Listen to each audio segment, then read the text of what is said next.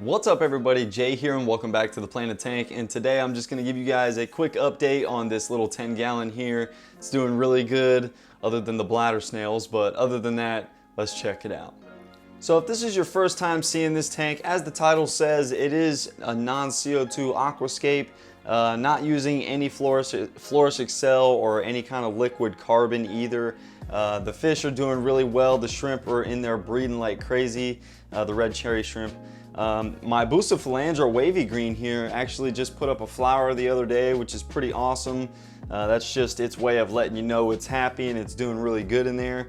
The S. repens are growing pretty tall over here in this corner. It looks pretty cool, so I think I'm just going to leave those there instead of trimming them.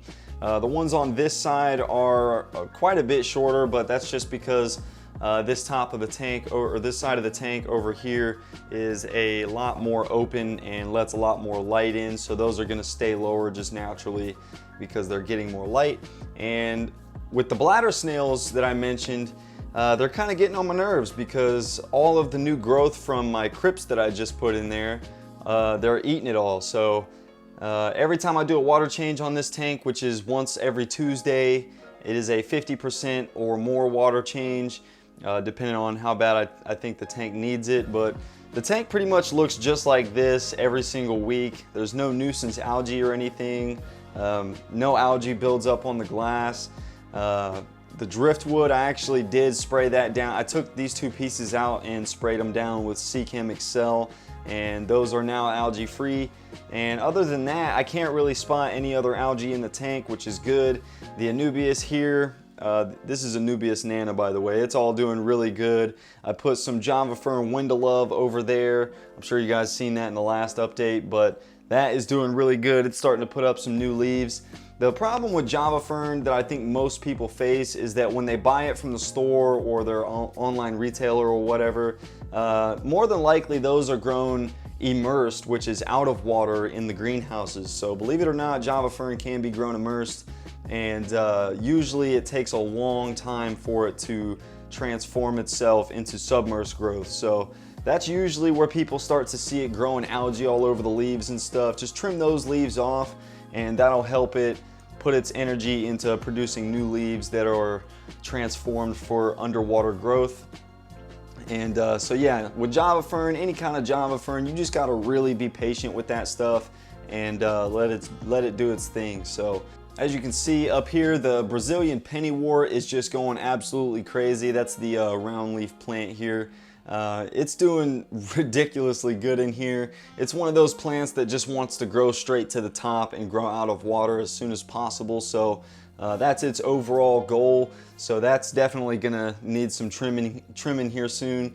And the Crypspiralis back there in the back, which is the long grassy looking plant, that's a super easy to grow plant, and in my opinion it's pretty underrated for what it is. It's kind of like jungle val, except the crypt form, which is awesome. It does grow pretty slow, but it's super easy to grow. It can grow in pretty low light situations. This tank, I usually have it dimmed down quite a bit, but I have the light turned on full blast right now just so I don't get that weird flickering effect with the camera. But is it just me, or do these fish fit this aquascape almost absolutely perfect? They just look like they belong in there, which is awesome. They're all super colored up. All the babies that were in there are adults now, and I can't tell which is which. So I believe it is, let's see, maybe, no, I can't tell. But anyways, this tank is doing really awesome. I do a dose of Neloc G Thrive all-in-one liquid fertilizer the day after a water change. And a lot of people have been asking me why I do it the day after a water change, and that is because if you read the label on your water conditioner, I use Seachem Prime. I don't know what you guys use, but on the bottle of Seachem Prime, it says that it pretty much destroys all heavy metals, which is iron, zinc, cobalt, or not zinc, cobalt, and a couple other things that are in liquid fertilizer. And it's going to destroy those things. So you want to wait until at least 24 hours after you use your water conditioner to dose the tank, because otherwise you're just going to be wasting nutrients, and those nutrients won't be taken up by your plants. So that's just a quick pro tip. I'm not a pro, but anyways. So that's pretty much all I got for today's video. This tank is doing absolutely awesome, and I'm really excited to see it grow, and definitely need to be removing some of these bladder snails. But anyways, if you guys are new here, hit the subscribe button and the notification bell, that way you never miss an upload. And if you like this video, hit the like button, and as always, keep it planted.